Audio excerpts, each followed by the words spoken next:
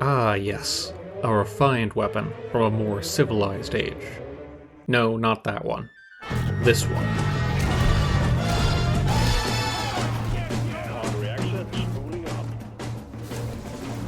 Lobbing high explosives is more dwarven anyways. Even compared to stuff like the GK2, this is one of the most easily understandable guns in the game. It pretty much just blows stuff up. And aside from the newbie mistake of pointing this gun at big tanky enemies, most players catch on pretty quick that you're meant to explode groups of weak bugs with it. So don't expect any huge surprises on this one, although I do hope to have at least one or two things to share. So, the starting stats on this gun put it at 110 explosive damage within a 3 meter radius. Like most forms of radial damage, it has Falloff. No, not that Falloff. This Falloff. It has a maximum damage radius of 2 meters, which means that within those 2 meters it will do 100% of its damage. The minimum damage is 50%, which means that it will scale down to as low as 50% as the target moves from 2 meters out towards 3 meters. So an enemy that gets hit at 2.5 meters will take 75% damage, and an enemy right at the edge at 3 meters will take 50%.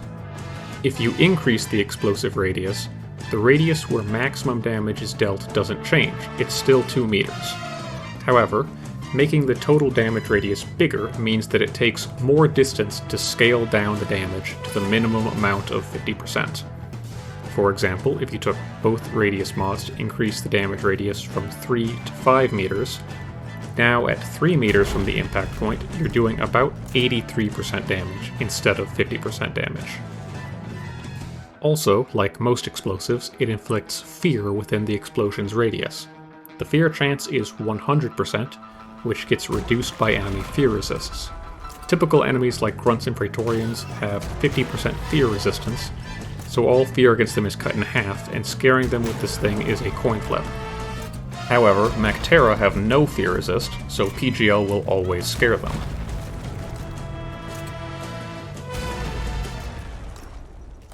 Much of the mod list is also pretty simple. First two tiers have the same choice between +2 ammo or +20 damage, except Tier 1 also has a mod that adds +1 meter to the explosion radius. Again, worth mentioning that this does not extend the radius in which you do maximum damage, which is fixed at 2 meters on this weapon. Nonetheless, this mod is quite useful. Tier 3 contains one great choice, one terrible choice, and one weird situational choice. The great choice is Incendiary Compound.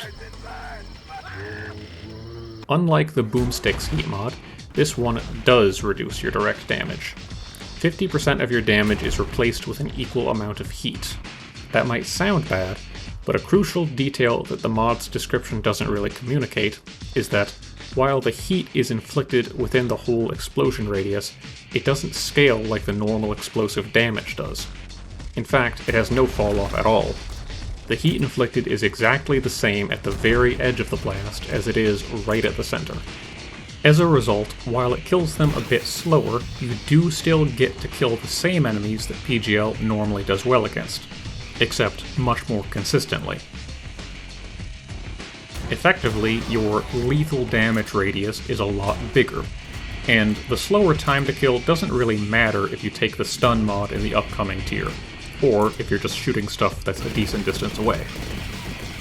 In general, if you're going to be using a more vanilla PGL, you should be using this mod. You might be noticing a running theme in this game where setting stuff on fire is usually a really good option. Then there's Pressure Wave, the armor break mod. It's pretty unfortunate that R&D says they're proud of this, because this mod is really bad. 3 reasons why. 1. Normally this gun is focused on area damage, so breaking armor with it is pretty pointless normally, and you would only care about this on Hyperpropellant. 2. Because this is one of the bugged armor break mods, which ruins the interaction with Hyperpropellant. Armor break mods are all intended to have an effect where if the shot breaks the armor, it inflicts damage as if the armor was already not there. So theoretically, you could punch through a Praetorian's heavy armor with Hyperprop and deal the direct damage, but it just doesn't work. And 3, if you were for some reason to use this on a non-Hyperprop PGL instead of Incendiary, that's also bugged, but globally this time. All radial damage in Deep Rock suffers from this bug, and it's complex. I don't think anyone fully understands exactly how it works. I'll include links to both Meat Shield's blog post about armor and the Armor Break bug document that both talk about it in the pinned comment below. But to sum it up, armor that is 0.5 meters away or more from a radial damage source usually only takes 25% armor damage, regardless of what the damage falloff is supposed to be. Also, against strength-based armor, which basically means all non-heavy breakable armor, this bug seems to frequently be completely removing all armor damage beyond 0.5 meters, and sometimes right up close. As one random example, here's a direct hit on a guard with the Armor Break mod. With the amount of armor damage this is supposed to do, this guard ought to be nearly or completely stripped of armor. Instead, it manages to retain its modesty with ease. Due to this bug, even if you take Fatboy, which multiplies area damage by 4x, and put the Armor Break mod on it for another 6x armor damage, it still struggles to break armor.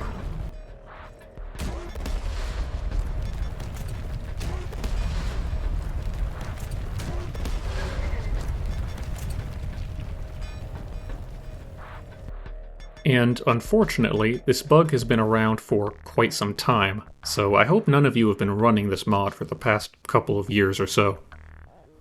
Some people mentioned after last video that they take Quickfire Ejector with Special Powder, and that is at least kind of a use case, though if I'm being honest, I still think it's pretty dubious. But this mod is in an even worse situation. You just should not take this under any circumstances. High Velocity definitely has things better. No bugs here. Well, not with the mod itself anyways. A little with the netcode. This mod can be dangerous to use with Hyperprop because your shots can go so fast they just go through bugs without damaging them. I believe this happens mostly as client, but there's no reason to take this on Hyperprop anyways, so it's no big deal.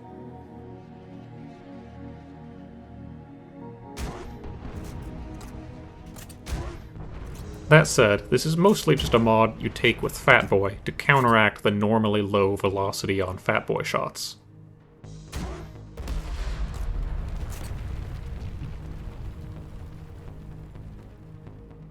In Tier 4, we're back to normalcy with 3 mods that are all reasonably useful and all function properly. Homebrew Explosion randomizes damage each shot between 80% and 140%, doing 120% on average, but sometimes randomly making you miss kills you'd otherwise get. Then we have another +1 meter radius mod.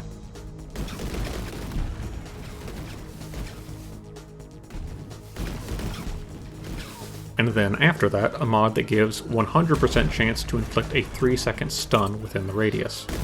Enemies don't resist stun like they do fear, and this will always be 100% stun chance unless the enemy is immune.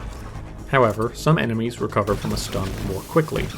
Notably, Praetorians are stunned for 80% of the normal time, Bactera spawn 70%, and Hoarders a tiny 5%. More significantly, some enemies gain temporary stun immunity right after they exit a stun, so you can't just stun lock them. Praetorians and Guards are the most relevant here. They get a 2-second stun immunity right after they come out of stun. The Tier 5 mods affect how you aim the gun in the first place. The simplest of the 3 is Spiky Grenade, which leaves everything the same, except it adds 60 direct kinetic damage to whatever the shot hits, so you might want to aim straight at problem enemies like slashers. Proximity Trigger has a unique effect where your grenades will be triggered if they pass within 2 meters of an enemy, and then 0.1 seconds later they explode. There's a 0.2 second arming delay, so if you shoot at something right next to you, Whether it's an enemy, the ground, or a teammate, the grenade will still explode on impact within those 0.2 seconds. Also, it increases your grenade's explosion radius by 10%. The last one is Disabled Inertia Inhibitor, which makes the grenades inherit your momentum. So if you're moving in any direction, the grenades will now gain move speed in that same direction. This is only useful with one specific overclock, and we'll get to that in a bit. Comparing spiky and proximity is fairly situational, and they definitely each have their pros. Personally though, I prefer spiky by a fair bit. Though you have to put a bit more effort into aiming, where your shots explode is completely within your control. While proximity trigger increases the radius by a bit, it can also make your grenades explode before you want them to, and wind up hitting less enemies than if they worked normally. For instance, shot at this cluster of grunts, it explodes as soon as it gets near the closest grunt, only covering the front of the pack as a result. But with spiky, you're fully in control and you can sink a nade closer to the center of the group and get a juicier hit. Additionally, enemies that are already burning, or even in their death animation, can still set off proximity trigger. Also, this can happen. Why didn't the grenade reach those grunts? Because there was a single swarmer hidden around the corner, so the grenade detonated to kill it instead. There are all sorts of situations where stuff like this can happen in missions, and at the end of the day, I'd rather not hand over control of my grenades to a system that doesn't necessarily know what I want. All that said, proximity grenades are definitely better against Mactera most of the time. So that's the gun. How about overclocks? Well, this ought to go pretty quickly, because 3 of these give similar benefits: Pack Rat, Compact Rounds, and RJ250. And Clean Sweep winds up sort of overlapping with those as well. Pack Rat gives you +2 max ammo with no downside. Compact Rounds reduces area damage by 10 and explosion radius by 0.5 meters, in exchange, +5 max ammo. RJ250 carries a bigger damage penalty of -35, but in return it multiplies max ammo by 1.7x, which means at least +6 max ammo, and also increases the ammo up mods from +2 to +3 each. So it gives anywhere from +6 to +8 max ammo. The biggest thing to understand here is that, with Incendiary, the damage downsides aren't really a big deal. You still get to kill the same targets you normally would, and if you feel like killing them a bit faster, swapping one ammo mod in exchange for one damage mod is pretty easy to do on both Compact Rounds and RJ250, due to how much ammo you already have. The radius downside on Compact Rounds isn't big, but it still hurts more than these damage downsides. And RJ250 with just one ammo mod actually winds up with the same amount of ammo as Compact Rounds with both ammo mods. To put it simply, RJ250 wins out between these 3 mods just through sheer ammo count, since the damage downside doesn't prevent you from killing the squishy enemies PGL is normally good at killing.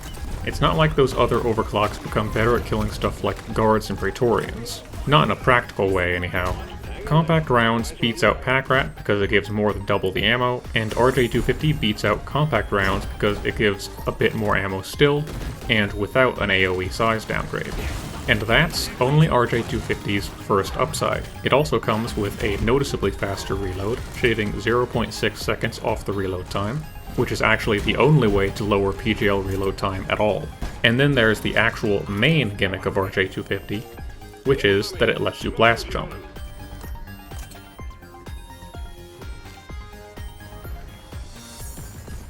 You could make a whole video about the utility this offers you. You can platform around and complete objectives faster.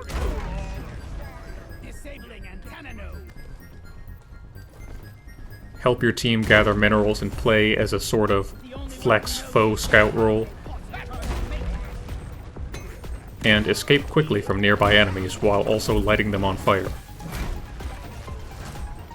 Suffice it to say, it's good. I mentioned Clean Sweep a bit ago.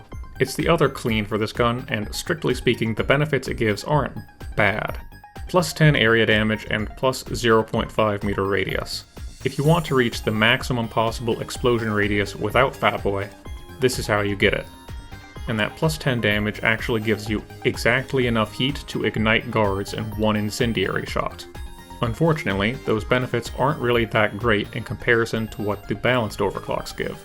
Igniting guards with PGL isn't really that good when they still don't even lose half their HP from it, so the enemies that the gun works well against don't really change. And a little bit more radius is kinda nice, but not as nice as 5 extra shots from compact rounds or 6 to 8 from RJ250.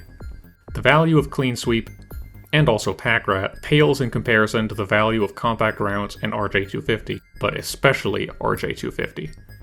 It's just going to be your best option if you want to run a standard PGL, by which I mean a PGL that doesn't take either of the two unstable overclocks, and as a result, plays pretty similarly to the gun without overclocks. Typically, I run it with a setup like this. Tier 2 goes back and forth between ammo and damage to taste, as does Tier 4 between stun and radius. Tier 2 damage and Tier 4 stun is more comfortable, while Tier 2 ammo and Tier 4 AoE lets you eke out more efficiency if you feel like you need it. Oh, and by the way, this is the overclock that Disabled Inertia Inhibitor exists for. The reason for this is, when falling, you can prevent fall damage by catching yourself with a blast, and if your shots inherit momentum, you can't fall faster than them. The same mod also exists for the platform gun for the same reason. So while we're still talking about standard PGL, how does it stack up to Breach Cutter? Why use this instead of the purple death beams? The way I would describe it is this. Breach Cutter has flexibility in targets, PGL has flexibility in terrain. Breach gets to shoot tanky enemies and do well against them, which standard PGL can't. However, it needs enemies to be lined up nicely on a fairly even surface to catch a crowd. PGL, on the other hand, can blast a group of grunts while they're walking down a wall at a weird angle, on the ceiling, on bumpy terrain, and so on. You can often deal with these groups much faster and in a more terrain-agnostic way. And it can land shots from downtown, too.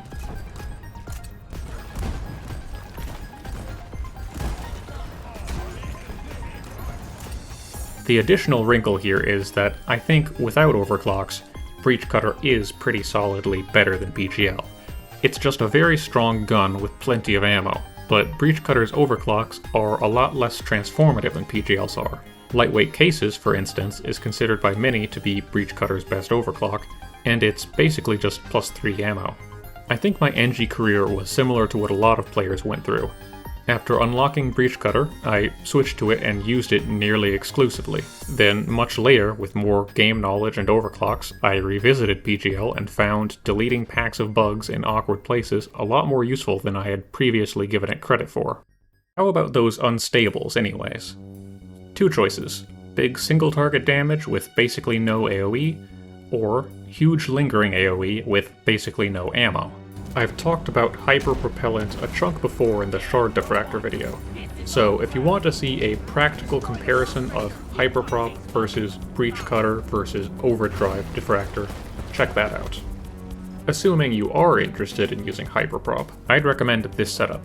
Incendiary rounds with Hyperprop is bugged and doesn't lower your direct damage, so there's really no downside to taking it. It lets you one-shot patrol bots without bothering to hit their head, and it doesn't really matter if you thaw something after it just got smashed with a 3x Hyperprop shot. Some people may dislike the randomness of homebrew, but even low rolls still hit hard enough to get the job done the vast majority of the time. Naturally, when your secondary doesn't deal with crowds, you'll probably want to pick up the slack elsewhere. Electric Build Stubby and Explosive Rounds Lock are both good options, albeit not the only ones. Lastly, and obviously, the other unstable is Fatboy. I don't have the numbers on this, but it wouldn't surprise me at all if this is PGL's most popular overclock. 4 times area damage, plus 1 meter radius, and a large damaging radioactive field. In exchange, 0.7x projectile velocity and 0.3x max ammo. With those numbers, Fatboy is insanely lucky that resupplies round up for everything except C4. When you only have 5 shots total, getting back 3 instead of 2 goes a long way. The most significant part of Fatboy is the radiation field. frankly, it wouldn't be worth the penalties at all without it. It has an 8-meter radius, so it will always be significantly larger than the blast itself, and it does 25 damage per tick at a rate of 0.75 to 1.25 seconds, so once per second on average. The damage is radioactive damage, which means that enemies on radioactive exclusion zone will resist it.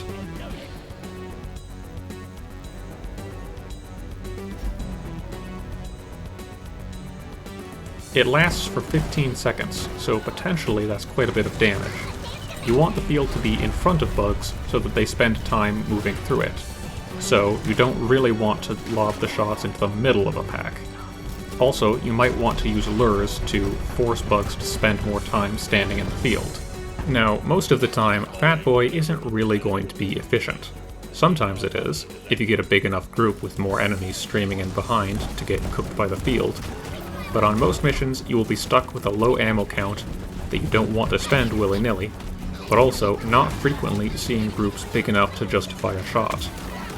The mission type that gets good value out of Fatboy most frequently is definitely Escort, with Salvage as a possible runner-up.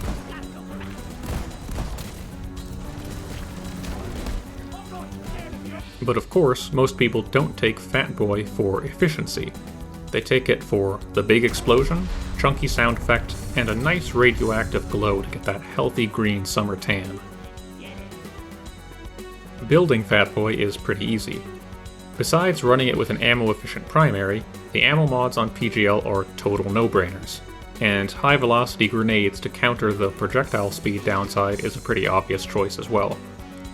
Tier 4 is kinda subjective, but I'd recommend the radius mod because Fatboy doesn't actually increase the blast radius by that much, and it's nice to have the blast be not twice as small as the radiation field. And don't do the proximity trigger meme unless you really want to randomly blow up your teammates.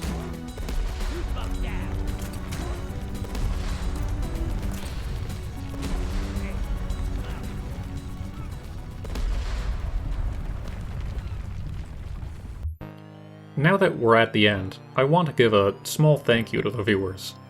This video got delayed because I recently had a computer problem and needed to get parts replaced. YouTube ad revenue might not be a lot, but it's not nothing either, and it helped cover the expenses. So, thanks for watching, and see you next time.